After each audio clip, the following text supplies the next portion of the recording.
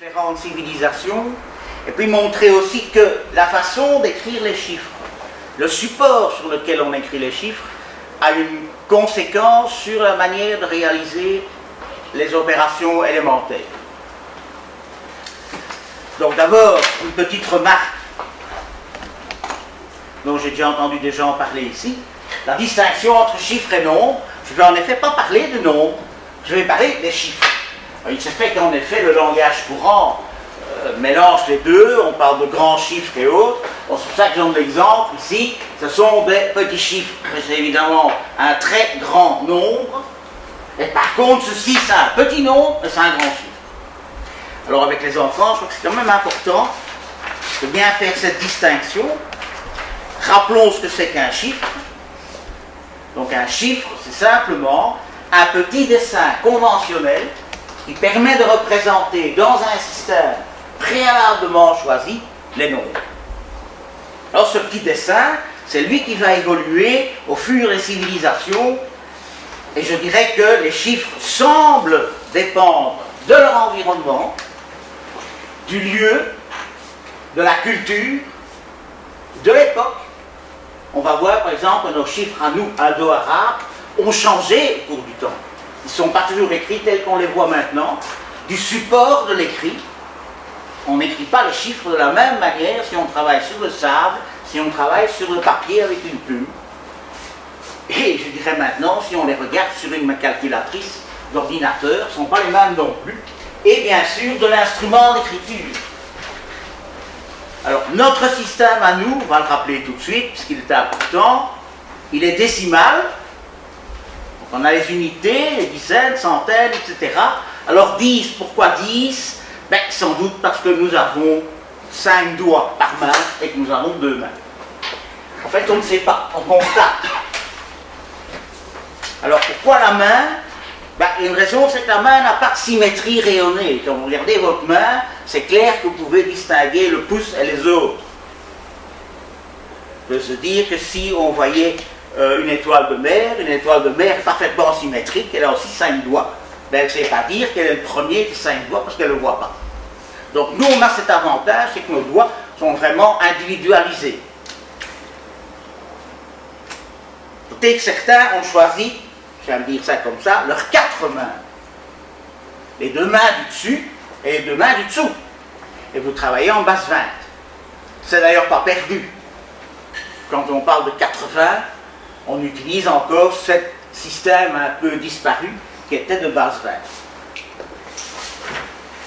Alors quand on a des élèves qui connaissent encore certaines choses, on peut leur poser comme question, et chez Iti, avec quelle base pourrait-il calculer ? Il faut évidemment se souvenir de combien de doigts a Iti, et Iti n'en a pas 5. Alors je tiens à signaler aussi que certains Indiens, les Indiens Yuki en Californie, n'ont pas pris les doigts. Ils ont pris l'espace entre les doigts. Ce qui fait qu'ils n'ont pas un système en base 10, mais ils ont un système en base 8. Alors, pour avancer, je dirais qu'il y a 2 découvertes fondamentales. Quand on regarde 404 et 1044, bon, il y a des 4, j'aurais dû choisir 1504 et 1000 autre chose là. En fait, le même chiffre 4 n'a pas la même signification en fonction de l'endroit où il est. Alors ça, c'est une découverte fondamentale dans notre système. C'est un système décimal, base 10, les Palton, positionnel, la position du chiffre dans le nombre a d'importance, et aussi un 0. Alors il faut bien se rendre compte que c'est l'évolution de la science qui a fait qu'on est arrivé à ce système-là. Ça ne s'est pas fait tout seul. Alors je vais citer une petite phrase, je la laisse de l'historienne Dittel, dans l'histoire comparée des numérations écrites. Elle a mis 34 ans pour faire ce livre qui a 850 pages. Et elle dit, si les peuples avaient mis autant de soin à conserver les traces de leurs calculs quotidiens qu'ils ont dépensés, à immortaliser les épopées de leurs rois ou les vertus de leurs dieux, le présent livre aurait été plus prompt et plus court. Parce que le problème qu'on a quand on veut faire l'histoire des chiffres ou l'histoire du calcul, c'est qu'on n'a pas beaucoup de traces écrites. dans la mesure où, comme elle dit, on a surtout immortalisé les épopées, les vertus des dieux, et par contre, expliquer comment on écrit les chiffres, comment on calcule de manière élémentaire, ben, c'était considéré comme plutôt commun et transmis de manière orale, et on n'a pas écrit. Alors, premier support pour écrire les chiffres, l'os, le bois de renne, et premier instrument, le silex taillé. Alors, résultat, qu'est-ce qu'on va faire? Les premiers chiffres, ce sont des tailles ou des encoches. Et on va avoir ce qu'on appelle le bâton à entaille ou le tally stick des Anglais. Donc, les premiers chiffres, et vous allez voir qu'il y a beaucoup de civilisations où les premiers chiffres sont restés tels quels. Donc, le 1, c'est un bâton, 2 bâtons, 3 bâtons, 4 bâtons, 5 bâtons, 6 bâtons. Et on voit tout de suite qu'il y a un petit problème. Parce que, entre ces deux-là, ça se voit tout de suite. Ah, il y en a 3, il y en a 2. Par contre, entre ces deux-là, comment les lire? Ça devient difficile. Il faudrait les compter. Ce n'est pas le but. D'où un groupement naturel, c'est de les mettre par 5. Alors de nouveau, peut-être l'idée de la main. Donc on va les mettre par 5, on va les grouper par 5, et on va introduire ce signe-là. Ce signe-là, ça ressemble fort à une main ouverte. Cette présence de V, qu'on va retrouver d'ailleurs dans les chiffres romains. On trouve aussi à l'envers, parce que la main, il n'y a pas de raison de la mettre autrement. Donc peut-être une main, ce qui pourrait expliquer que si on a deux mains, on a le symbole de cette espèce de X pour le 10. Alors on a des traces linguistiques de cette taille, parce qu'on revient maintenant tout d'un coup dans nos années à nous, dans notre ère. C'est l'ordinateur, en anglais, c'est un computer. Ben, computer, ça vient de computare, en latin. Ben, computare, ça veut dire compter. Mais en fait, computare vient de putare, qui en latin veut dire tailler, couper. Donc on voit que le calcul, le mot pour compter, est lié à cette histoire de taille. Et je vais même alors aller en slave ancien, où on trouve le mot rovache, qui a donné roubach, roubitch, qui veut dire couper, en russe. Et ce mot roubitch a donné finalement la monnaie russe qui est le rouble. Alors pourquoi est-ce que dans le rouble, on retrouve la trace de couper? Parce qu'en fait, les premiers roubles, vous preniez une barre d'argent, et vous en faisiez des tranches comme des tranches de saucisson. Et chaque tranche de saucisson, c'est un rouble. Donc on coupait. Donc le nom de la monnaie, c'est l'idée de couper. Alors, quelques ancêtres, voilà. Ça c'est un os, il a près de 30 000 ans, et on voit des entailles, donc il y a un calcul là-dedans. Bien sûr, il y en a un plus célèbre, dont on parle beaucoup, on dit beaucoup de choses, c'est le bâton d'Ishango, où on fait des enquêtes en disant c'est drôle, ce sont ici 11, 13, 17, 19, ce sont des nombres premiers, est-ce qu'il y a un lien, est-ce que ce serait déjà une table de nombres premiers? Certains disent non, c'est un calendrier lunaire, en fait on ne sait rien bien entendu. Donc, puisqu'on ne sait rien, on peut faire beaucoup d'hypothèses. Je n'en ferai pas. Pour ceux qui veulent voir un bâton d'Ishango de grande taille, je signale qu'on en a mis un à l'entrée du musée des sciences naturelles à Bruxelles. Voilà. Il y a un grand tyrannosaure et un peu plus loin, il y a le bâton d'Ishango. Bien. Alors ça, j'aime bien cette petite remarque. Surtout mes collègues historiens aiment beaucoup ça. Donc ne pensez pas que l'histoire est un sujet mort. Au contraire, nos vues sont constamment changées avec les dernières recherches. Ça, c'est ce que je vous dis. Quand on fait un travail d'histoire des maths ou d'histoire des sciences, on est quasi toujours obligé de dire jusqu'à nouvelle découverte. Jusqu'à présent, tout ce que je raconte, ça tient la route jusqu'au jour où on ferait d'autres découvertes. Bien, là on va passer vite du sujet. quelqu'un m'avait demandé si c'était le même travail que j'ai déjà exposé. Non, je ne vais pas parler d'Égypte, je ne vais pas parler de Babylone. Alors, j'aime bien, parce que je veux parler surtout des techniques opératoires. Et des techniques opératoires qui sont liées à certaines formes de chiffres.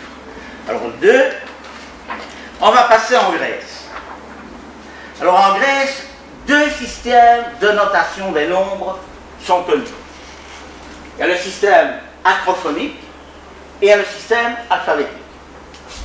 Alors, le système acrophonique, qu'on appelle encore dans certains livres attique, parce que c'est, bon, il y a plusieurs visions, la Grèce n'est pas unifiée, donc les chiffres vont être écrits, je vous ai dit, ça dépend du lieu. Les chiffres grecs vont être écrits d'une certaine manière à Athènes, ils vont être écrits autrement dans d'autres villes de Grèce. Mais la ville importante, c'est Athènes, et ce sont ces chiffres-là qui finalement sont les plus courants. On les appelle encore dans certains livres de maths hérodiens, en fait parce que la seule personne qui en parle, c'est un grammairien qui s'appelle Hérode, mais qui en a parlé au 1er siècle de notre ère. Or, ces chiffres, ils datent de 600, 700 avant notre ère. Alors, acrophonique, pourquoi? Parce qu'en fait, c'est les initiales des nombres de base qui vont servir à représenter les chiffres. Alors, maintenant, on va devoir faire un peu de grec. Alors, pour le 1, pas de problème. Le 1, ça n'a rien à voir avec l'initiale du mot, mais le 1, c'est évidemment l'entaille. Donc, je vous avais dit qu'on allait retrouver ça. Le 1, c'est l'entaille. Le 2, c'est l'entaille. Le 3, c'est 3 entailles. Le 4, c'est 4 entailles. Et puis là, chez les Grecs, on fait apparaître une base auxiliaire, qui est la base 5. Alors 5, en grec, ça se dit penté. Pensez à pentagone. Vous avez un 5 dedans. Alors le penté, l'initiale, ça devrait être la lettre pi. Mais ils ont pris un pi qui n'est pas complet, c'est-à-dire la deuxième branche du pi est atrophiée. Ce qui pose problème d'ailleurs quand vous devez écrire, c'est parce que les traitements de texte généralement n'ont pas ce pi-là. Donc penté c'est pour 5. Alors bien entendu 6, vous allez faire 5 plus 1. Et puis le point suivant, ce sera 10. Alors 10 en grec c'est déca. Donc voilà apparaître le delta pour 10. Alors vous continuez, 11 ce sera delta et puis une entaille. 15 ce sera delta et le penté. Et vous allez aller comme ça, bon 20 vous allez mettre 2 delta. Le point suivant sera 50. Alors 50 c'est assez habile, subtil. On a pris le signe de penté qui indique le 5. Et à l'intérieur on a dessiné un delta. Alors ça c'est donc le signe pour 50. Alors 100 se dit hécaton en grec. Là moi je ne connais pas le grec, malheureusement je n'en ai pas fait, mais l'esprit qui se trouve sur le E de hécaton s'est transformé, c'est la raison pour laquelle c'est cette lettre-là qui apparaît, on s'attendra à voir une autre lettre. Donc là... Quand il y a l'esprit sur un E en grec, ça donne un H en français. Oui, je crois que c'est intéressant ce genre de petit exposé quand on peut faire des rapports avec des cours extérieurs comme le cours de maths. Voilà par exemple une leçon qu'on peut faire avec le prof de grec. Mon beau-fils qui est prof de grec l'a fait d'ailleurs. Il a enseigné ça à ses élèves, ceci, puis il a joué avec eux et finalement ça les intéressait assez bien. Donc, comme M. Lewis a dit dans une conférence qu'il a faite avec la RTBF, il faudrait que les maths puissent avoir des contacts avec d'autres disciplines. Bien, dans mon exposé, il y a moyen. J'ai même envisagé éventuellement un voyage scolaire. Alors bon, ben 500, faites la même chose, vous mettez le penta et vous mettez le hécaton. Pour 1000, 1000 se dit en grec ilioi, donc attention, le X va représenter 1000 dans ce système-là. Maintenant vous avez compris le système pour 5000. Et puis c'est la myriade, le M, et puis 5 myriades, nouveau le même système. Alors on va un peu s'exercer. Comment va-t-on écrire 3? Ben bon, bien entendu, évidemment, on va voir les réponses sur les à mesure. Donc le 3, c'est 3 barres, j'ai écrit 12. Donc ça c'est facile. 36, 3 fois 10, 1 fois 5, 1 fois 6, c'est facile. 60, on fait apparaître le 50, et ainsi de suite. Alors constatez tout de suite une chose, c'est que pour certains nombres, ça devient long. Vous voyez déjà 84, nombre de signes. Vous pouvez imaginer maintenant que s'il n'y avait pas la subtilité d'écrire le 50 avec le penta et le delta dedans, vous pourriez ajouter encore ici 5 delta. Vous voyez la place que ça prend. Voilà. Par contre, 2000, ça c'est plus facile que nous, puisque c'est 2x. Alors je vous ai dit que ça dépendait de l'endroit, puisque par exemple en B aussi, bien vous n'allez pas trouver le même dessin. Et quand le penta, il y a quelque chose, mais le delta, au lieu de trait delta, il est là, oui, le 100, ils l'ont écrit ainsi, 500, 1000, donc vous voyez qu'il y a une différence, et bon, je ne vais pas détailler, mais si vous prenez d'autres régions de Grèce, vous allez trouver ces chiffres autrement écrits. Alors, qu'est-ce qu'on peut dire? On a donc un système décimal, avec une base auxiliaire à 5, ça nous n'avons plus. Donc un des intérêts est bien sûr de raccourcir l'écriture. Ce 5, c'est surtout à ça que c'est. Je donne l'exemple, voilà. Comparer ces deux-ci. Dans l'un, on a utilisé le raccourci avec le penta, et dans l'autre, on ne l'a pas utilisé. Vous voyez tout de suite, c'est un problème de lecture. Pour savoir ce que vous avez là, vous êtes obligé de les compter. C'est impossible de percevoir tout de suite. Et delta, ça va encore, mais par contre, les entailles, quand elles sont comme ça, groupées, c'est difficile. Elle n'est pas positionnelle. Vous pourriez écrire votre delta avant, après les barres, après les entailles, vous ne changez rien au nombre. Elle n'est pas positionnelle, il n'y a pas de zéro. Mais c'est clair qu'ici, ce n'est pas nécessaire. Ce qu'on dit quelquefois, un système n'est bon, n'est performant s'il y a zéro. Ben, ça dépend de ce qu'on veut en faire. Ce système-ci, il est performant, il n'y a pas de zéro. Mais ce n'est pas nécessaire d'avoir un zéro ici. Voilà, alors cette écriture-là, on la rencontre où? Ben, on va la rencontrer sur certains monuments, c'est pas facile de les trouver, parce qu'évidemment, on a gardé sur les monuments où on parle de nouveau d'un personnage, et quand il y avait des chiffres, ma foi, ça n'intéressait pas tellement le monde, et surtout, dans les techniques commerciales, et là, on va arriver à ce qu'on appelle la BAC, je vais d'abord montrer ici. Voilà, c'est une sorte de taxe. On indique ce que certaines cités doivent payer, et vous voyez, les taxes sont indiquées, payées, elles doivent être payées en drachmes, et c'est écrit dans ce système acrophonique. Voilà. Il y a aussi des signes que vous voyez, que vous ne connaissez pas, ce signe-là, parce que comme c'est de la monnaie, j'en parlerai après, il y a les sous-unités du drachme.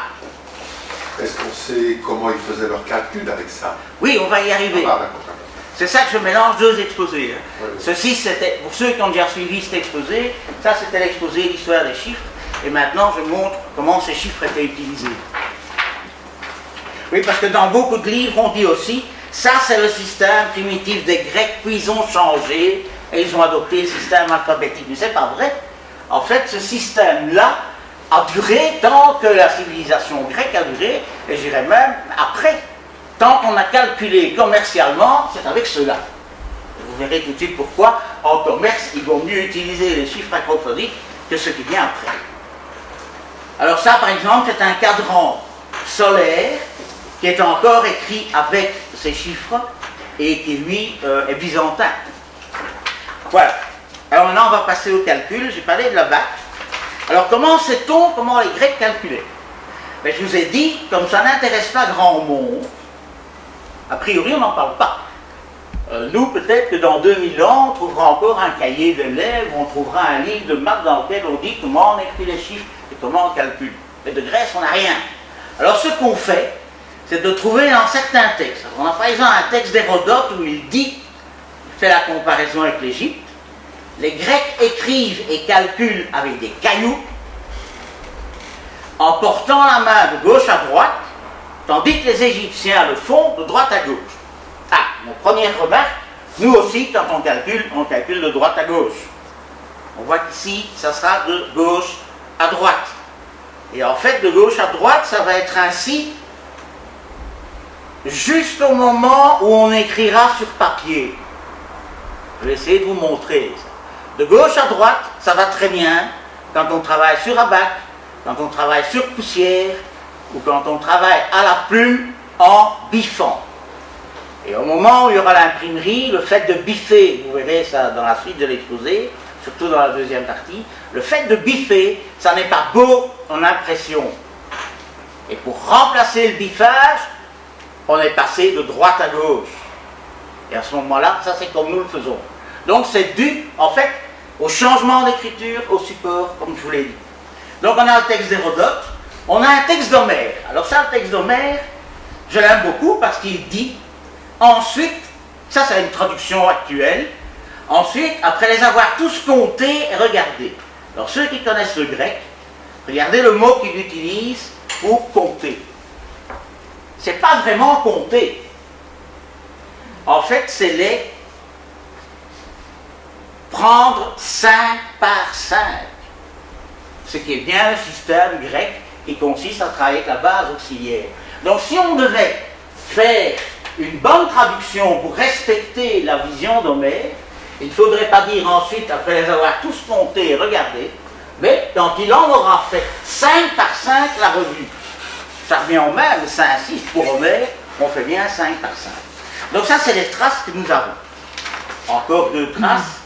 Un orateur dans lequel on voit apparaître pour la première fois, encore une fois, au moment où on a écrit ce texte, le mot abac dans la littérature. Et c'est en plus un passage obscur, en utilisant un abac et une petite table se vendant lui-même. Alors ici, on vous dit, si vous imaginez quelqu'un qui vous doit de l'argent, alors là c'est clair. Qu'est-ce que ça veut dire cette phrase? Et que les cailloux vident la colonne et qu'il ne reste rien. Vous avez un texte littéraire, c'est Démosthène, si vous le lisez, vous dites, qu'est-ce que ça veut dire ça? Les cailloux vident la colonne et il ne reste rien. Qu'est-ce que c'est que cette colonne? Qu'est-ce que c'est que ces cailloux? Eh bien ça, c'est justement là. Alors la bac, attention, il y a 2 significations du mot abac. À l'origine, la bac, c'est une petite tablette qu'on trouve en architecture. Vous avez ici une colonne, là va venir, je ne sais plus comment ça s'appelle, je crois que c'est l'architrave et autres, et entre les deux, vous avez une petite tablette. Cette tablette en architecture s'appelle abac. C'est pas tout à fait la même chose, que pour nous, il y a l'idée de tablette. Alors, l'abac le plus connu, c'est ce qu'on appelle la table de Salamée. On la trouve dans tous les livres comme ça, on ne voit pas très bien. Alors je vais vous donner une autre vision où on voit mieux. Donc voilà cette fameuse table qu'on a, vous voyez qu'il y a des lignes, il y a des chiffres qui sont écrits, on va le voir mieux ici. Voilà. Alors vous reconnaissez, il y a des choses que vous connaissez, voilà le 5, le 10, le 50, le 100, le 500, le 1000, le 5000. Ah, vous avez dit, il n'y a pas la myriade, vous aurez un T. Je vous ai dit que c'est commercial. De même, l'entaille, c'est pas l'entaille. L'entaille vient après. Et puis il y a ça. Qu'est-ce que c'est que ça? Et vous voyez qu'ils sont un peu sur le côté par rapport aux lignes principales. En fait, c'est vraiment commercial. Le T, c'est le talent. Le talent, c'était la monnaie grecque qui indiquait 6000 drachmes. Donc 6000, c'est une unité importante. Voilà pourquoi il y aura une colonne pour les 6000 et pas la colonne pour la myriade.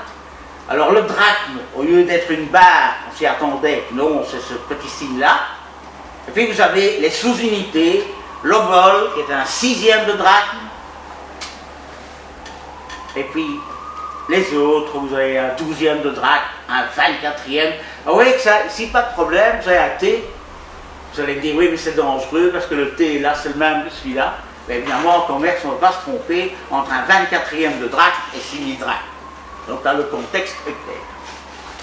Alors, des abacs, est-ce qu'on en a? Oui, mais encore une fois, vous n'allez pas en trouver beaucoup dans les musées, parce que ça n'intéresse pas. Alors, l'anecdote, je la prends d'Alain Scherlich, qui était un mathématicien suisse. Il devait se rendre à un congrès en Turquie, je crois, et il est arrêté en Grèce, à Athènes. Il a raté sa correspondance d'avion, ça arrive, et il ne sait pas quoi faire. Alors il dit, tiens, je vais aller voir dans les musées, et comme c'est quand même un mathématicien, il s'intéresse, il dit, est-ce que vous avez les traces d'un bac grec ou autre chose comme ça? On lui dit oui, mais comme ça n'intéresse personne, il faut aller voir dans les jardins. Et en effet, on trouve des abacs qui sont vraiment très malheureux, parce qu'ils ne sont absolument pas protégés, voilà. Voilà un bac grec, vous voyez que ça a l'air conséquent. Parce qu'en effet, on en a finalement trouvé 29. Ce n'est pas des portatifs parce qu'ils font tous au moins 100 kilos quand ils sont entiers. Celui de Salamine, c'est le seul dont on voit dans les livres. Vous en avez un ici. Donc à peu près 100 kilos. Alors où se trouvaient ces abacs? Ben, normalement dans les places d'Athènes où il y avait les marchés. Alors sur ces abacs, si on voit, on distingue vaguement des lignes. Ben, il y a ces fameuses lignes comme il y a sur Salamine, c'est les fameuses colonnes. Alors, dans ces colonnes, on va jouer avec des cailloux. Alors, il y a deux types d'abacs. Le premier abac, c'est un abac qu'on va dire avec des colonnes quinaires. Vous voyez, donc ça c'est l'abac. Regardez ceci, vous faites des lignes, et quelquefois, il est indiqué au-dessus des lignes les chiffres qui représentent. Donc, vous voyez, de nouveau l'unité, la colonne des 5, et vous avez à côté de ça un autre type d'abac où les colonnes 5 sont disparues, du coup ça, elles sont moins longs les abacs, mais il y a deux types de jetons. Il y a des jetons quinaires et il y a des jetons unités. Voilà, par exemple, j'ai mis ici un premier nombre sur l'abac. Alors si vous le lisez, vous avez 3749. Ça va? Donc 3749. Et à côté, vous avez le même, et sur la bac, où il n'y a pas les colonnes quinaires, et vous avez deux types de jetons. Vous voyez, ces jetons qui sont là en haut, ce sont des jetons qui valent 5. Donc à cet endroit-là, vous n'en aurez jamais deux. Parce que si vous avez deux jetons de 5, hop, c'est un jeton dans la colonne suivante. Et ça, ce sont des jetons unités. Vous n'en aurez jamais plus de 4. Alors tâchez de focaliser, de photographier ce dessin, parce que vous allez le retrouver plus tard dans autre chose et qui n'a rien à voir avec la Grèce. Peut-être que certains ont déjà remarqué, il existe des petits appareils dans lesquels on calcule, mais pas chez nous, où il y a en effet deux types de petites pièces qui bougent, et il y a des pièces qui valent 1 et il y en a qui valent 5. Et on voit que c'est exactement le même système. Alors, monsieur m'a demandé comment faisait-on pour calculer. Eh bien voilà. Si vous devez calculer la somme de ce nombre-là avec celui-là, c'est facile. Vous mettez vos jetons ou vos cailloux. Donc, faites ce nombre-ci plus celui-là. Celui-là, c'est 2463. Alors, faites la somme des deux et vous travaillez à gauche. Vous comprendrez tout de suite, si vous le faites vous-même, pourquoi il vaut mieux à gauche qu'à droite. Parce que si vous le faites par la droite, vous allez à un moment donné avoir un encombrement de jetons. Tandis qu'à gauche, vous videz vos colonnes. Donc vous les rassemblez, hop, 1, 2, 3, 4, 5, vous videz et vous mettez un jeton dans la colonne suivante. Vous rassemblez, celui-là il reste, ok, vous rassemblez 1, 2, 3, 4, 5, vous enlevez ces 5, vous en mettez un là, ah oui mais il y en a deux, hop, un ici. Donc voilà ce que ça peut donner si on voit défiler ça, ce que je viens de dire. Donc vous les mettez ensemble, et vous simplifiez. Et si vous faites ça de gauche à droite, ça va très bien.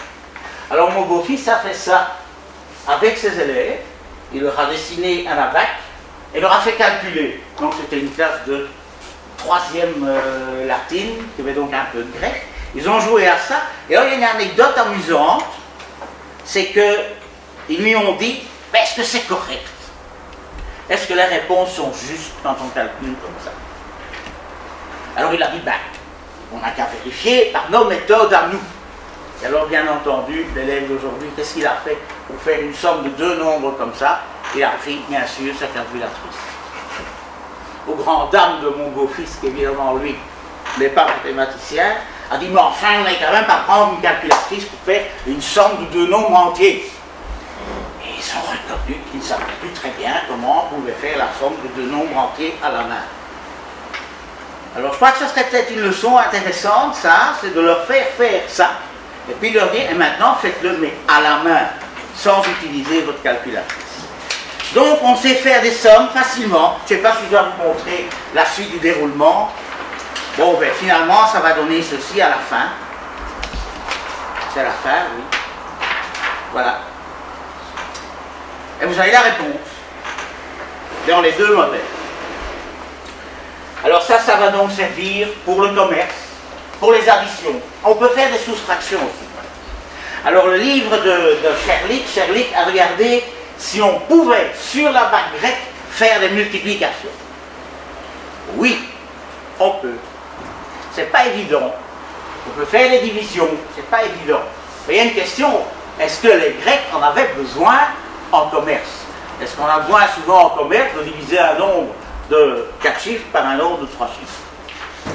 Donc, ce sont, disons, des idées de matheux d'essayer de voir si oui ou non il y a moyen de le faire sur la bague.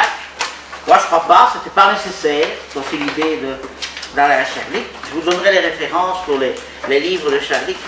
Je vous conseille la lecture des livres d'Alain Sherlick. Il en a déjà publié 4, je crois, sur ce genre de sujet. Ça se lit comme des romans. Quand vous commencez, vous ne savez pas, vous n'avez de cesse que de le continuer. Bon. Comment est-ce que vous écrivez cette Sherlick? Je veux bien l'écrire en essayant de ne pas me tromper.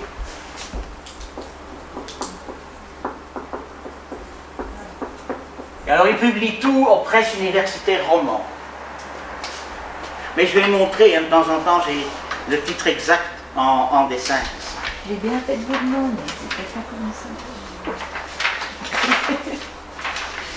Voilà. Vous m'avez distrait, maintenant je ne trouvais plus mon transparent. C'est pas grave. On va passer à la numération alphabétique maintenant. Dans les livres, on dit qu'elle est ionienne.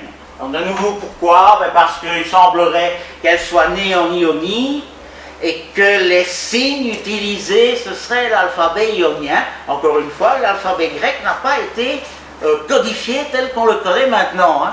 Il a aussi bougé au cours de la civilisation grecque.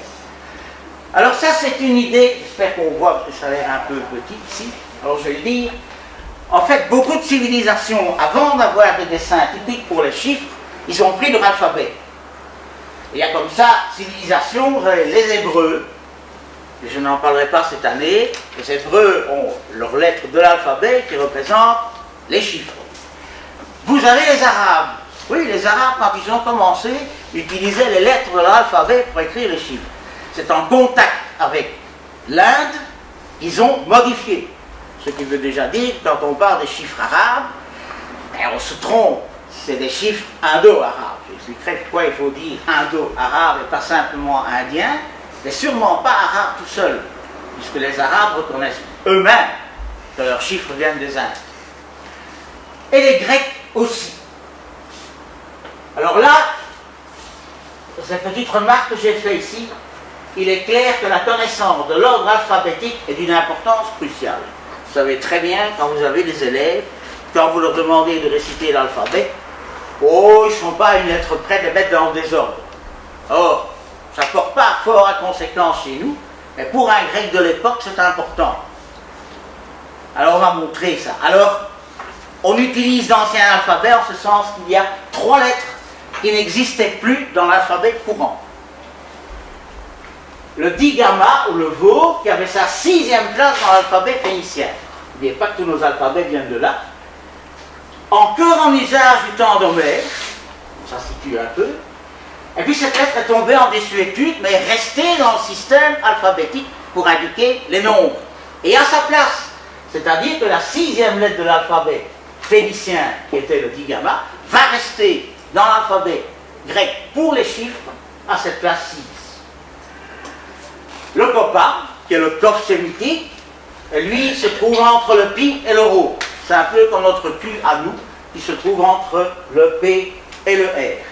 Et puis l'autre, le Sampi, encore une fois une lettre phénicienne, et là elle était carrément oubliée. Alors on sait qu'elle est oubliée parce qu'elle devait avoir une place, qui était la 18e, et quand les Grecs s'en sont servis, eh bien comme ils ne savaient plus que c'était en 18e place, ils l'ont mis en 27e, la dernière. Alors maintenant, c'est quoi? Ah oui, alors il faut aussi savoir que au départ, chez les Grecs, tout est en majuscule.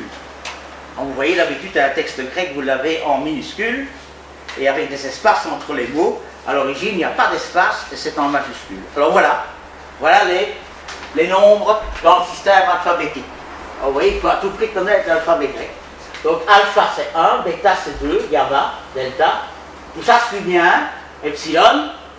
Et puis, vous avez le digamma, ou le veau qui apparaît pour le 6. Alors, zeta, eta, theta, jusque 9. Et après, ben, si vous continuez à faire 10, 11, 12, 13, ben, vous n'allez pas arriver plus loin de 24 forcément. Alors la vérité, c'est, à partir de l'iota, toutes les lettres vont indiquer non plus des unités, mais des dizaines. Donc iota, kappa, avec le coffre qui indique 90, et puis il reste des lettres, et vous allez jusqu'à 9000. Ah, pardon, vous allez ici jusqu'à 900. Et puis, que faut-il faire quand on doit passer dans les 1000? Eh bien, on reprend ceci et on met un petit signe devant. Et avec ça, on peut aller jusqu'à 9999. À ce moment-là, on a pour les Grecs l'étape suivante, c'est-à-dire la myriade. Et la myriade, c'est un M, qui représente donc 10 000. Aussi, une constatation, c'est que pour nous, les sauts se font de 3 en 3.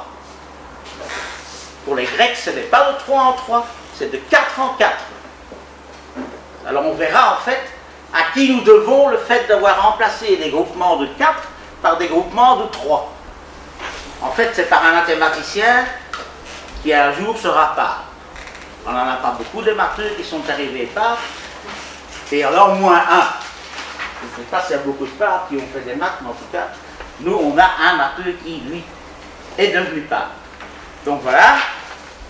Alors bon, ça je donne... il y a un article dans Losange où je détaille plus ceci. Pour écrire des nombres plus grands, mais bon, voilà l'idée, première myriade, vous mettez myriade, vous mettez alpha. Dans les 20 000, bien, vous mettez myriade, vous mettez bêta, bêta représentant le 2. Et puis évidemment, ça devient assez astronomique. Hein. Vous voulez écrire ce nombre-ci, qui est 1234 myriades, vous devez écrire en espèce d'exposant le 1234. Bon. Alors il y a deux personnes qui ont essayé d'améliorer ça. Il y a Archimède, j'en parle pas ici. Il y a tout un texte d'Archimède où il essaie d'expliquer une méthode. Et il y a aussi Apollonius. Donc l'homme des coniques a aussi essayé une méthode. Et avec ça, lui, il parvient à écrire très loin. Donc, vous voyez, pour ce nombre-là qui est quand même déjà assez phénoménal. Et alors il y a toujours ce petit caille qui apparaît entre... Vous voyez que là on reconnaît assez bien, première myriade, puis vous écrivez 9999, première myriade 9999, et puis 9999. Bien. Alors trouve-t-on des traces écrites de ce système-là sur des monuments? Oui. Voilà par exemple un monument où on dit Marcus, fils de Déidas d'Antioche de Daphné, vainqueur à la lutte, donc c'est les Jeux Olympiques. Il y a eu des Jeux Olympiques il n'y a pas longtemps, et on vous dit que ça s'est passé à la 219e Olympiade, et ce 219 est écrit dans le système alphabétique. Vous avez donc le sigma qui indique 200, le iota qui indique 10, et le θ qui indique 9. Alors j'ai une stèle où quelqu'un parle de la mort de ses enfants. C'est pas toujours réjouissant, mais quand on veut voir des chiffres, c'est encore généralement sur des plaques tombales et autres qu'on en trouve le plus. Alors maintenant, vous connaissez, hein? Voilà, ici il y a eu 2. Oh oui, pour reconnaître ce bêta parmi toutes les lettres, on les encadre de 2 petites espèces d'apostrophes. Alors celui qui voit ça, c'est que ceci n'est pas un bêta littéraire, c'est un bêta chiffre, et c'est 2. Là, vous avez donc l'hécatombe, le delta qui est là, etc. Alors, pourquoi ce système alphabétique est fort utilisé? Il est particulièrement utilisé dans, je vais appeler la trigonométrie liée des Grecs. Vous savez que la trigonométrie, c'est en fait lié au système sexagésimal qui, lui, est babylonien. Alors, ce système-là était très utile pour écrire ce nombre-ci babylonien qui représente un angle de 36 degrés, 41 minutes, 52 secondes. Ça, c'est en babylonien. Eh bien, il y avait moyen de traduire facilement avec ce système. Le transparent est mauvais. Je suis désolé.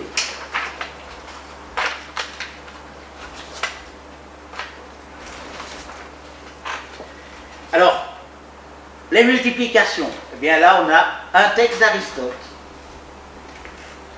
Alors, c'est assez intéressant de dire ça. Il dit, en effet, de même qu'en géométrie, il est utile de bien connaître les éléments. Il parle des éléments d'Euclide. De même qu'en arithmétique, le fait de connaître par cœur la multiplication des 10 premiers nombres aide à reconnaître, etc. Donc, en fait, il dit, voilà, vous devez connaître la table de multiplication. Alors, c'est une des traces qu'on a où Aristote, quand même pas n'importe qui, dit, vous devez connaître la table de multiplication. Alors, il y a à Genève une stèle, de nouveau, je suis désolé pour l'image, qui n'est pas très bonne, je vais donner un agrandissement, où on a souvent dit, ah, c'est une table de jeu, c'est n'importe quoi. Et puis finalement, quand on l'examine convenablement, il y a beaucoup de trous. Et on voit ceci. Alors, c'est les lettres. Là, vous avez 9. Et là, vous avez 10. En fait, c'est une table de multiplication. Si vous la regardez traduite en indo-arabe, voilà ce que vous avez. 4, 5, 8, 9, 10, 20. Et là, vous avez 4, le 10 dans les trous. Donc, on sait compléter cette table. Donc, cette fameuse stèle de Genève est en fait une table de multiplication. Qu'on va retrouver plus tard. Voilà la même.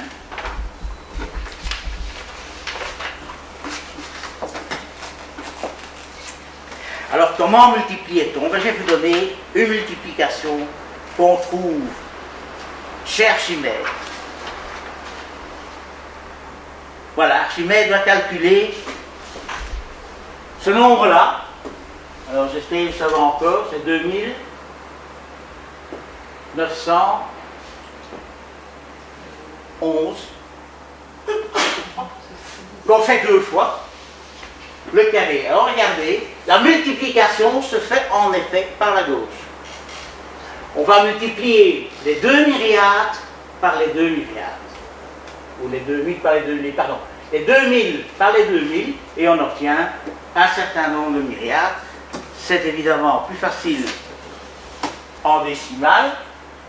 Donc voilà ce qu'il fait. Donc on multiplie par la gauche. Nous, on aurait fait ça par la droite. Fait par la gauche. Chiffre après chiffre. Et puis on fait la somme. Archimède calcule beaucoup, Archimède calculait sans doute comme ça, mais Archimède ne nous dit que je vais faire ça et il donne la réponse. Heureusement qu'on a un commentateur d'Archimède qui, lui, a écrit le détail des calculs. C'est tout à fait une coïncidence que je vois dans certains chiffres. Ce qui indique les milliers, le signe correspond à la même place que dans notre écriture. Donc la 4e place à partir de la droite. Tout à l'heure on a vu 219, ben, le 200 c'était le sigma qui était à la 3e place à partir de la droite, comme dans... C'est tout à fait une coïncidence, ou enfin, c'est parce que je l'ai vu pour l'un ou l'autre chiffre, je me dis c'est peut-être tout à fait le hasard. Je pensais que vous regarder. Hein, que, par exemple le 219 c'était sigma, puis le 10 et puis le 9. Donc c'était... Exactement. Oui, c'est-à-dire c'est écrit comme ça, mais ça n'a pas d'importance pour eux. On pourrait le trouver écrit tout à fait dans l'autre ordre. Parce que c'est la juxtaposition des centaines, des dizaines et des... Oui, ça a l'air, mais c'est pas obligatoire. C'est pas obligatoire, donc il faudrait de nouveau chercher s'il n'y a pas des traces où ils l'ont écrit autrement. Mais comme ça n'est pas fort étudié par les gens, on ne trouve pas beaucoup de renseignements là-dessus. Donc voilà pour la Grèce. Alors, on va passer au monde romain. Là, forcément, ça ira plus vite parce que les gens connaissent. le monde romain, sauf que le 1, le 2, le 3, tout le monde connaît bien. J'ai pas écrit le 4, parce que là, le 4 en romain, c'est comme ça. Alors la réaction des gens, c'est évidemment de dire, mais non. Alors ça, c'était une belle discussion avec mon collègue d'histoire. Moi, j'avais dit ça, il me dit, ah non, c'est comme ça, ou alors il dit peut-être, mais en dehors de Rome, mais pas à la période classique. Alors quand vous devez discuter avec un historien pour savoir ça, ce qu'il faut, c'est des documents. Alors je viens de trouver des documents. Donc vous voyez ici d'évolution un peu des chiffres romains. Il y a quelque chose d'intéressant ici, c'est les différentes graphies qu'on trouve pour le 1000. À nous, on connaît toujours le 1000 comme ça. Mais pendant longtemps, il s'est écrit ainsi. Ce qui permet de comprendre pourquoi on voit ce signe-là pour le D. Parce que si vous prenez le 1000 et vous en enlevez un morceau, parce que sinon, comment expliquer le D? Parce que souvent, on dit dans les livres, ah oui, mais c'est les initiales, hein. 100, c'est un C, 1000, c'est un N. Et alors, vous dites à quelqu'un, oui, et le X pour le 10. Alors là, j'ai un élève qui m'a dit, oui, mais dans 10, il y a un X. C'est amusant, mais il y a quelque chose d'intéressant, c'est celui-là. Parce que 1000, c'est un nombre important, déjà, pour les Romains. Eh bien, c'est un peu ça, on pense, qui va donner l'idée à Wallis d'utiliser ce symbole pour l'infini. Parce que Wallis connaissait évidemment tout ça. Alors voilà des exemples où on voit apparaître. Donc ça, c'est des exemples romains. Alors vous voyez ici 51, vous n'avez pas le L, l'autre signe. Et là, vous avez un 4.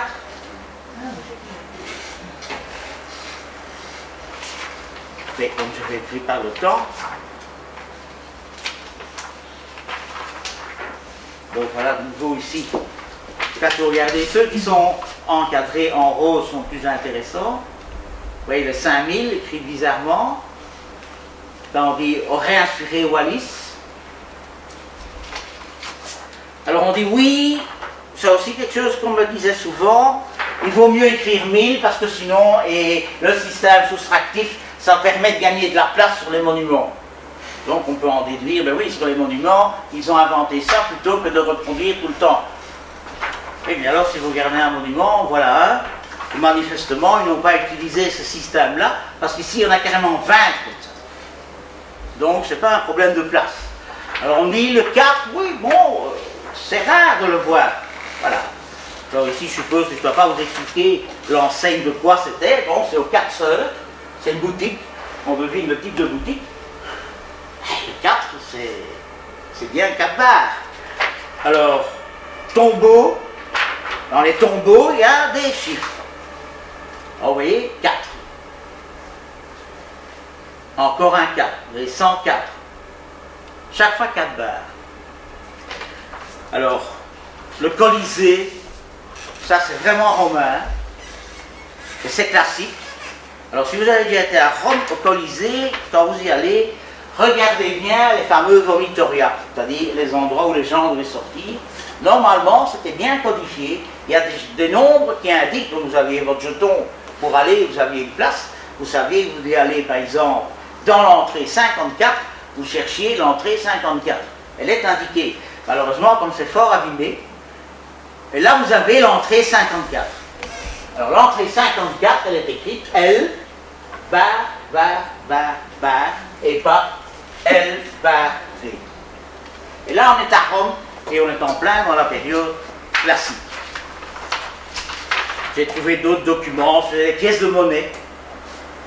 Quand vous avez un empereur qui a été consul suffisamment longtemps, vous pouvez aussi trouver ceci. Il y a un prof, quelquefois, aurait dit à l'élève, tu ne peux pas écrire. À votre avis, c'est combien ça?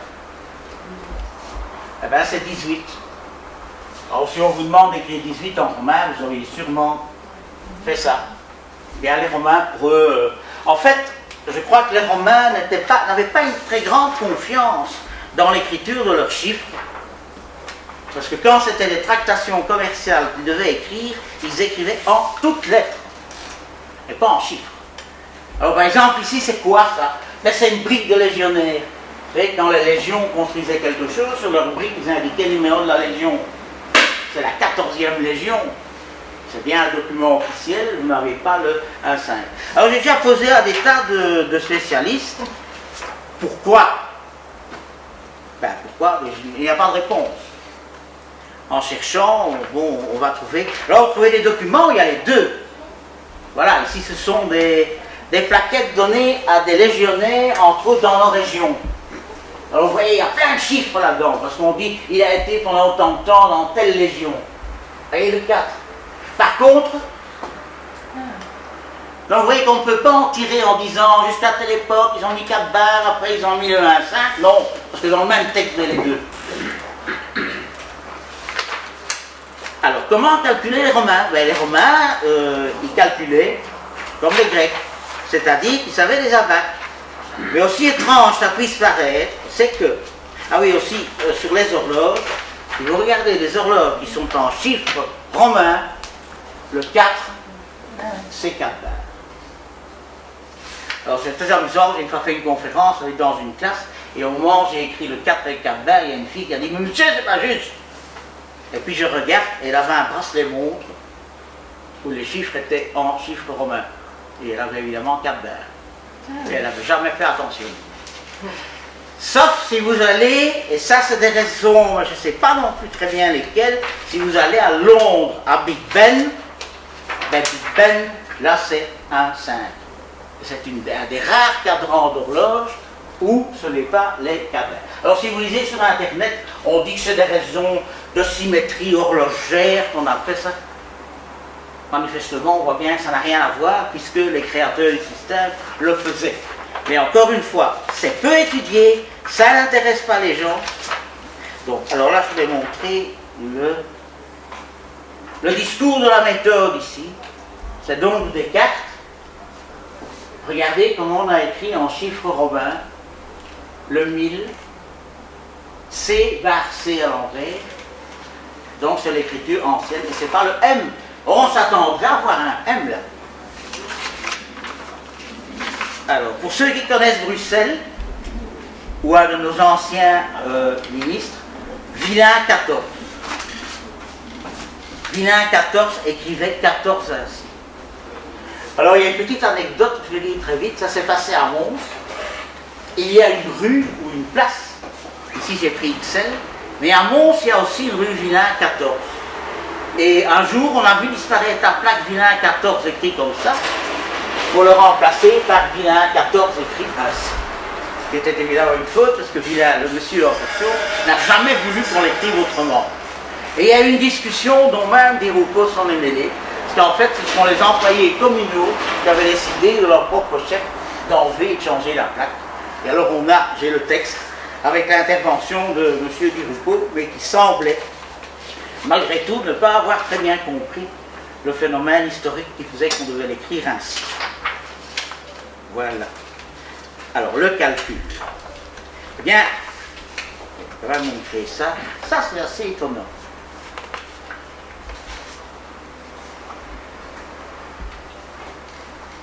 Les chiffres romains, c'est long à écrire, et il y a des tentatives dans certains manuscrits, entre le 13e et le 15e, pour améliorer les choses. Vous voyez, ça c'est 81.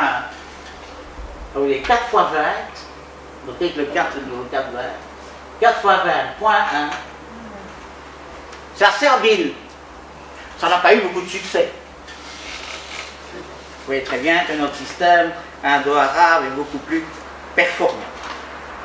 Eh bien, les Romains avaient des abaques. Mais à la différence des Grecs, où je vous ai montré des abaques qui font plus de 100 kg et qui se trouvaient sur les marchés, on suppose que les Romains avaient des abaques comme ça dans les marchés, mais on n'a pas trouvé. Il faut dire que si ce sont de grandes plaques de marbre, au moment où vous devez reconstruire quelque chose, ce sont de belles plaques à prendre. Hein. Tant pis s'il y a des dessins de lignes dessus. Ça, on a trouvé un abaque qui se trouve carrément au milieu du pilier d'une maison. On ne peut pas démolir la maison pour retrouver l'abaque mathématique. Mais ce qu'on a par contre, ce sont des abaques de poche. Les Romains avaient des calculatrices de poche. Alors, je crois que les gens ne me croient pas, mais voilà. Une calculatrice de poche romaine. Alors, vous voyez, si vous pensez, je vous ai dit la bague de tout à l'heure, il y a deux types de boules. Ça, c'est les boules unitaires, pas plus de 4. Et ça, c'est des boules quinaires. Donc, quand vous remontez une boule d'ici, vous indiquez, je vais faire là, c'est plus facile, une centaine. Si vous descendez celle-ci, vous indiquez 50. Si vous descendez celle-ci, vous en montez une là, vous avez 60. Et on en a retrouvé 4 en bronze de l'époque romaine. Je vais en montrer. Je ne vous prie pas le temps. Voilà. Ici, il y a même un nombre qui est écrit. Voilà. Et quand je vous dis que c'est de poche, je vais vous montrer que c'est réellement de poche. Parce que voici 7 abacs dans la paume d'une main. La calculatrice de poche de l'époque romaine. Donc ça tient bien dans une main. Et l'invention de la poche? Ah, mais la poche! Oui, la poche. Ça, j'en ai déjà parlé à un autre exposé, parce que la poche, c'est l'endroit ici, dans la torche du romain. Hein. Vous mettez une torche pour un romain, et ici un endroit où le tissu fait vraiment cette espèce de courbe. Alors c'est une poche, et c'est d'ailleurs le même nom que le sein, parce que c'est l'endroit où ça se trouve, et c'est le sinus. C'est ça qui a donné sinus. Et le sinus, c'est la poche que vous avez dans le nez. Parce que le sinus n'a rien à voir avec ça. Mais j'ai déjà lu que, mais je ne sais pas si c'est correct, que l'origine du sinus de notre sinus trigonométrique viendrait de poche et donc de repli. Oui, en fait, il vient d'un mot, ça c'est pas mon exposé, mais ça fait rien. Il vient d'un mot indien qui signifie demi-corps, qui pris par les Arabes a été pris tel quel. Et ce mot en arabe ne voulait rien dire. C'est quelque chose comme jaib. Et un jour, un mathématicien arabe s'est dit, c'est pas possible, ce mot, ça s'est trompé, vu qu'on ne met pas les voyelles dans les textes arabes, il a dit, il manque sûrement quelque chose. Et il a trouvé le mot le plus proche existant dans le langage arabe, se rapprochant de cette demi-corde. Et c'est le mot qui signifie poche, anse. Et si vous regardez d'anciennes cartes géographiques, le golfe Persique, dont on parle beaucoup parce que c'est l'Iran et autres, dans une carte ancienne, ce n'est pas golfe Persicus, c'est sinus Persicus. Donc c'est le même mot, c'est le sinus. Et les poches qu'on a dans le nez, qui sont vraiment des trous, ce sont les poches, c'est les sinus. Donc le mot est le même. C'est aussi une leçon intéressante à faire avec les élèves. Surtout si vous avez des élèves d'origine maghrébine, vous les envoyez chez eux en disant, demande un peu chez toi, parce que généralement ils ne savent pas comment on dit poche en arabe. Alors voilà, ici vous avez un des livres d'Alain Cherlik, donc compter avec des cailloux. Il en a fait plusieurs, compter avec des cailloux, compter avec des jetons. C'est le premier que j'ai lu. Le livre, une fois, c'est l'adopter de suite. Alors je crois qu'on a droit encore du temps. Je crois que je vais devoir supprimer des trucs dans mon exposé, c'est pas grave, mais par contre, ce qui est nouveau, je voudrais bien en parler. Je pense encore à ce que M. Lewis a dit. Je n'ai pas attendu qu'il le dise pour y penser, mais pourquoi ne pas faire des leçons? Je l'ai dit, mon beau-fils en a fait ici avec le grec, et il pensait faire, s'il avait nouveau une classe de grec, montrer que l'ordre alphabétique c'était important. Avec le prof de latin, le prof d'histoire, et faire un voyage scolaire, pourquoi ne pas regarder les chronogrammes? Alors c'est quoi les chronogrammes?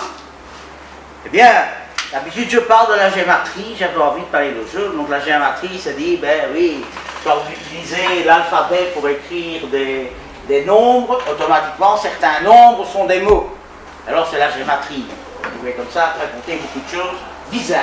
Mais alors il y a les chronogrammes, où vous faites sur un monument, vous écrivez quelque chose, un petit texte, en latin, et toutes les lettres latines qui sont associées à des nombres, quand vous en faites la somme, vous avez la date d'érection du monument. Alors voilà une petite excursion assez amusante. Alors c'est surtout chez nous, c'est Pays-Bas et l'Allemagne jusqu'au XVIIIe siècle. Et le nord de la France, Pays-Bas et le nord de la France. Alors par exemple, à Bruxelles, on avait inauguré, mais ce n'est plus la même malheureusement, en 1775, la statue de Charles-Alexandre de Lorraine, gouverneur des Pays-Bas autrichiens. Et alors il était écrit Monseigneur Charles de Lorraine, je vous salue 3 fois. Alors bon, il ne faut pas oublier que longtemps, le U s'écrit V et le J s'écrit I. Alors si vous faites le compte, vous allez avoir 1775. Donc c'est inutile d'aller mettre la date, c'est dans le monument. Beaucoup de calvaires qui sont comme ça aussi. Hein, J'avais trouvé une autre, de nouveau pour excursion. Ceux qui vont à Namur peuvent aller voir dans la fondation d'une des cloches du carillon de Namur. Il y a aussi un petit texte. Et vous voyez, alors toutes les lettres qui sont importantes sont toujours mises en majuscules. Charleroi, qui est une ville récente, eh bien, au registre des baptêmes de la paroisse du Charnois, il y a un petit texte. Bon, on ne sait pas bien lire le début, mais ce qui est important, c'est ici. Fondatur Carolo Regium, c'est la date de fondation de Charleroi. Et si vous faites le compte des lettres qui représentent les chiffres romains, vous avez 1666. Monsieur parlait de calvaire, ici c'est un peu, cette façade allemand, c'est une prière allemande avec aussi un chronogramme. Bon, là il est en allemand, donc là on peut demander au prof d'allemand de venir.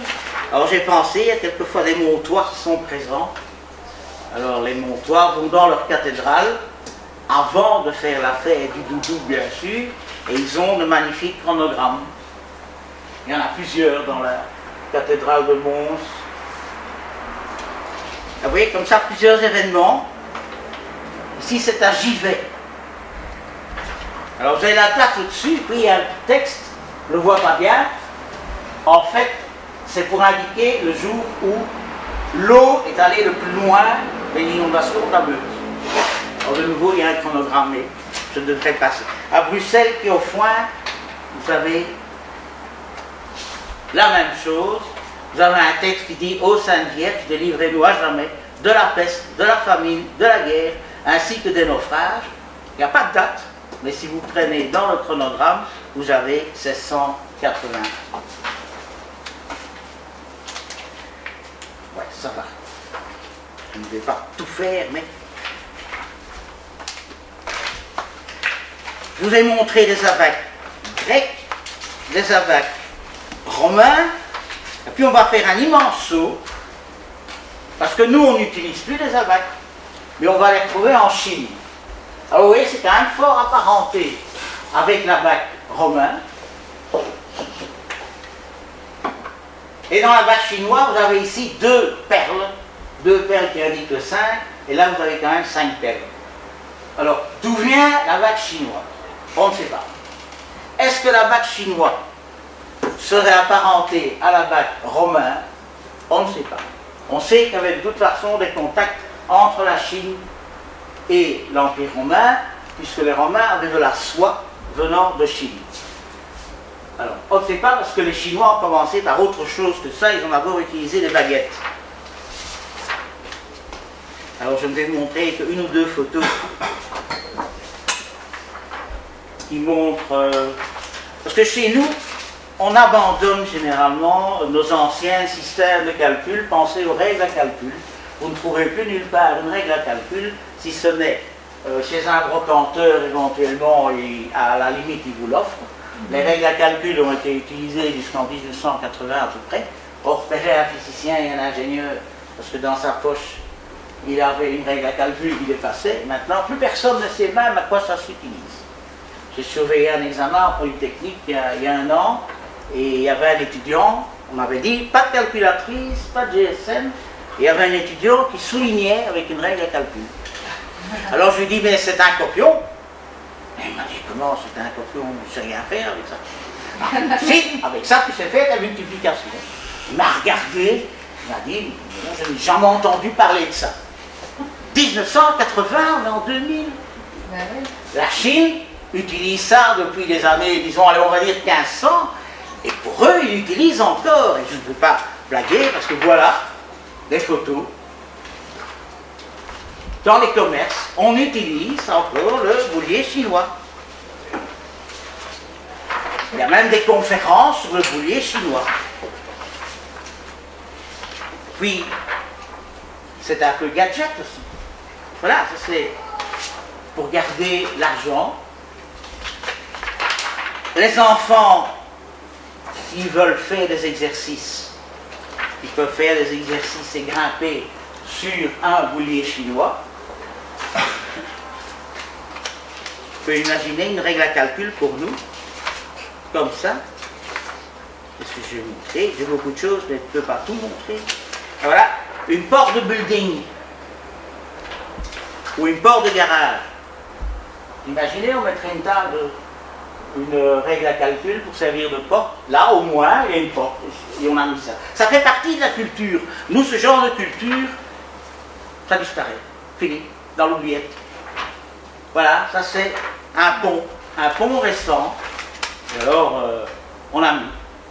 Mais le logo de la SBP, hein, c'est aussi ça qu'ils ont, qu'ils ont retiré. Oui, mais bon. Ils l'ont fait. Ah, voilà, oui, ça se perd. Et ça, c'est dans un parc. Voilà. Et il y a une raison pour laquelle ils tiennent un temps Moi, je dirais que c'est une sorte de respect de la culture que nous... peur que ça ne se passe. Sans doute. Mais il continue, hein, il y a des concours de calcul sur le boulier. J'ai pas le temps d'en parler maintenant, mais il y a de grands concours avec ça, des salles entières pour qui va aller le plus vite. Et il semblerait d'ailleurs que les Japonais et les Chinois calculent beaucoup plus facilement parce qu'ils ont dans leur tête un boulier. Parce que finalement, ils n'utilisent même plus le boulier support matériel, il est là. Chez nous, le calcul mental... Mais nous, on en a un à la maison. Moi aussi, j'en ai une bonne dizaine, mais... Voilà, d'ailleurs, bon, je vais quand même le montrer, hein, ça serait dommage de pas montrer, j'en ai. Alors, il y a une petite différence entre le boulier chinois et le japonais, c'est-à-dire que les Japonais ont éliminé les deux perles quinaires, ils n'en ont plus qu'une, il n'y a plus que 4 perles là. Donc là, on peut dire que c'est une amélioration sur le chinois, mais c'est exactement le romain. Bon, alors... Les Japonais, bien sûr. Ça, moi, j'en cherche une vraie. Là, je cherche. Je demande à chaque exposé, je dis, est-ce que quelqu'un n'en a pas? Non. Mais moi, j'aimerais bien. Ça, c'est vraiment les deux. Vous avez une calculatrice et à côté, vous avez le soroban. Puisque ça s'appelle un soroban. Alors, sûrement que les gens se disent, oui, mais nous, on connaît aussi un boulier. Chez nos grands-parents, il y avait un boulier. Ouais, le fameux boulier compteur. Alors d'où vient ce boulier compteur? Je vais abréger pour faire ça. Si vous voulez, on a la bague grecque, qui lui s'éclaire, donne naissance à ce romain. Alors je vais faire une flèche avec une craie, je pourrais faire des petits points ici, je ne sais pas. La Chine, bon la Chine s'éclaire, il y a le Japon. Alors il y a un autre pays où il y a des bouliers, c'est la Russie. Je vais montrer un boulier russe, si j'en trouve, voilà. Ils étaient encore utilisés jusqu'à, disons, une dizaine d'années. Vous voyez qu'il est très différent. Le boulier russe est très différent et n'a pas la même... D'abord, il y a 10 perles, donc on a perdu l'avantage des perles quinaires qu'il y a dans tous ces bouliers-ci. Il est perdu, et en fait, quand ils calculent là-dessus, c'est plutôt avec la multiplication par 2.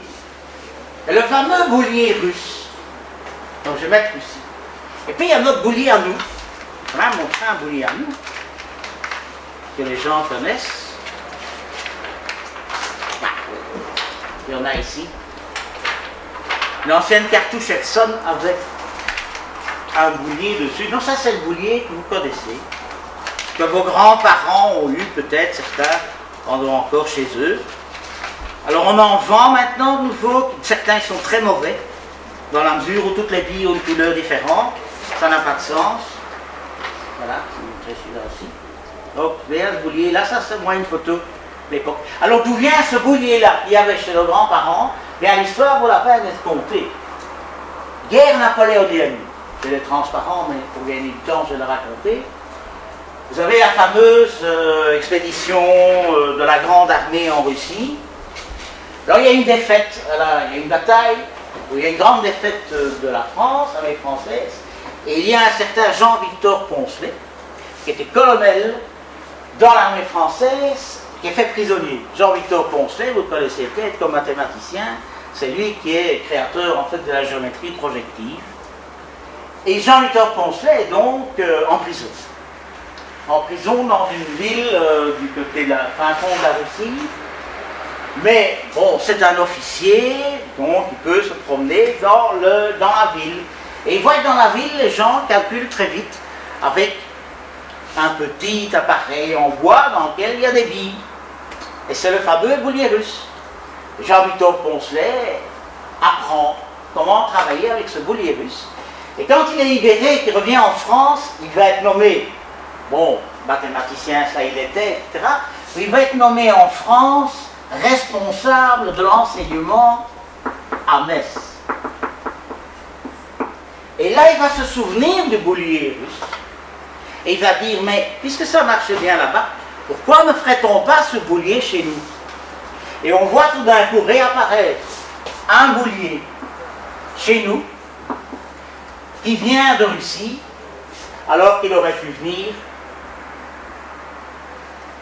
de Rome. Comme quoi l'histoire est bizarre. Parce que imaginez qu'on aurait ceci comme filiation, avec là éventuellement une perte, et puis le retour chez nous. Une sorte de boucle. Voilà. Alors bon, il est quart. Je vois ce que je dois encore faire après. Oui, je vais devoir quand même couper encore d'autres choses. Bon, dans la deuxième partie, je parlerai du calcul sur les tables à jetons, je parlerai de Gerbert, et puis je montrerai comment est apparu notre calcul élémentaire que nous connaissons et que bientôt il se perd aussi. Parce que la calculatrice fait que si vous demandez à un élève donc, pour faire une multiplication d'un nombre de 4 chiffres par un nombre de 3 chiffres à la main, vous allez avoir des surprises. Alors peut-être bien qu'en faisant des leçons qui sont historiques et montrant le progrès de notre multiplication à nous à la main par rapport à tout ce qui s'est fait avant, ça pourrait peut-être aider à faire quelques progrès là-dessus. C'est ce que j'ai essayé de montrer dans la partie suivante de l'exposé.